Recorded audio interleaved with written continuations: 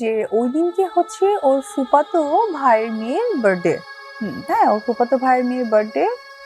So ওই বার্থডের দিনে আমার শ্বশুর-শাশুড়িরা ওইখানে দাওয়াত খেতে যাবে। সো তার মানে বাসাটা ফাঁকা হয়ে গেল। তো ওর যে চাচাতো ভাই আর আমার যে উকিল বাবা। হঠাৎ করেই সংবাদ মাধ্যমে এসে খুব কান্নাকাটি করছিল অপু বিশ্বাস। তাকে জিজ্ঞেস করা হয়, কি হয়েছে আপনার, আপনি এত কান্না করছেন কেন? উত্তরে অপু বিশ্বাস এমন একটি জবাব দেয় যা শুনে সবাই হতবাক হয়ে গেছে। চলুন শুনে আসি অপু বিশ্বাস কি বলল। আপনি কেন এতটা ভেঙে পড়েছেন? আসলে কি হয়েছে?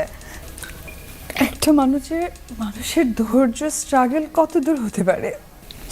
আমি তো দর্শক দেখেছে। আমি তো জন্ম নিয়েছি মানুষ হিসেবে, অমানুষ হিসেবে তো জন্ম নিইনি। আমি তো মানুষের ভালোই করতে চাইছি।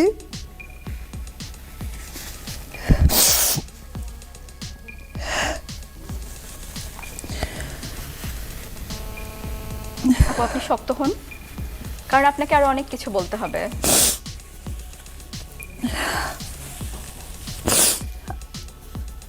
আপনি বলেন তো আপু, আপনি একজন মেয়ে মানুষ, একটা মেয়ে কোন লেভেল পর্যন্ত কষ্ট করতে পারে? এমনই একটি ভিডিও ছড়িয়ে পড়েছে সোশ্যাল মিডিয়ায়। ঘটনার সত্যতা যাচাই করতে মাঠে নামে আমাদের টিম। তারপর জানতে পারে অপু বিশ্বাসের এই কান্নার ভিডিওটি আজ থেকে আরো 8 বছর আগের। আর অন্য একটি বিষয়ে সাকিবের চাচাতো ভাইকে নিয়ে অপু বিশ্বাস কথা বলছিল।